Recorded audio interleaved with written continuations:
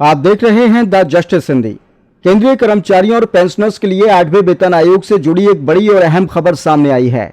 Bareilly trade unions federation के महामंत्री संजीव मेहरोत्रा ने बताया कि आयोग ने मेमोरेंडम यानी सुझाव और मांगे जमा करने की अंतिम तारीख बढ़ा दी है। इस फैसले से कर्मचारी संगठनों, मंत्रालयों और विभागों को अपनी मांगे रखने के लिए अतिरिक्त समय मिल गया है। संजीव मेहरोत्रा ने बताया कि केंद्र सरकार ने 16 जनवरी 2025 को 8वें वेतन आयोग की घोषणा की थी, जबकि 3 नवंबर 2025 को आयोग का औपचारिक गठन किया गया। इसके बाद से देश भर के लाखों केंद्रीय कर्मचारी और पेंशनर्स नए वेतन, पेंशन और भत्तों को लेकर आयोग की सिफारिशों का इंतजार कर रहे हैं। उन्होंने जानकारी दी कि पहले मेमोरेंडम और कर्मचारी संबंधी जानकारी जमा करने की अंतिम तारीख 30 जून 2026 तय की गई थी। अब आयोग ने इसे बढ़ाकर 31 जुलाई 2026 कर दिया है। यानी सभी केंद्रीय मंत्रालयों, विभागों, कर्मचारी संगठनों और केंद्र शासित प्रदेशों को अपनी मांगे और आवश्यक जानकारी भेजने के लिए 1 महीने का अतिरिक्त समय मिल गया है। संजीव मेहरोत्रा के अनुसार इस समय सबसे ज्यादा चर्चा फिटमेंट फैक्टर को लेकर हो रही है। कर्मचारी संगठनों की मांग है कि फिटमेंट फैक्टर ऐसा तय किया जाए जिससे कर्मचारियों के वेतन और पेंशन में अच्छी बढ़ोतरी हो सके। उनका कहना है कि बढ़ती महंगाई और जीवन यापन की लागत को देखते हुए कर्मचारियों को पर्याप्त राहत मिलनी चाहिए।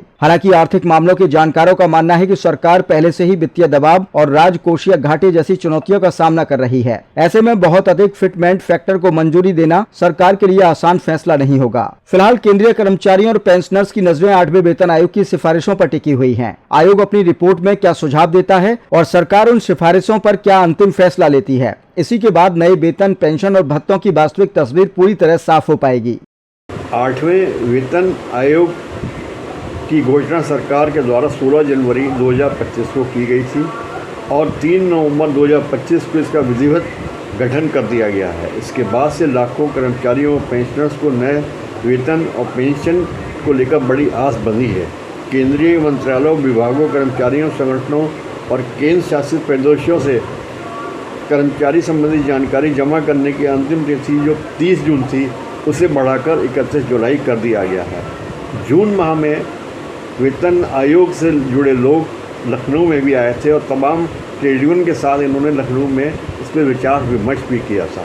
अब उम्मीद है कि सरकार के द्वारा जो वेतन आयोग गठित किया गया है उसकी जो सिफारिशें हैं उसको लेकर जो केंद्र के कर्मचारी हों या राज्य के कर्मचारी हों या पेंशनर्स हों, उन्हें बड़ी उम्मीदें हैं कि कब तक ये सिफारिशें लागू होती हैं। अंतर ये है कि जहाँ वेतन आयोग 10 साल में गठित होता है, वहीं बैंक बीमा और आम बीमा के समझौते 5 साल में हुआ करते हैं, जिन्हें द्विपक्षीय समझौते कहते हैं। इन वेतन समझौतों के द्वारा कर्मचारियों की सेवा शर्तें और वेतनमान तय होते हैं। देखना है कि सरकार ये 8वें वेतन आयोग के माध्यम से कर्मचारियों और पेंशनर्स को क्या दे पाती है।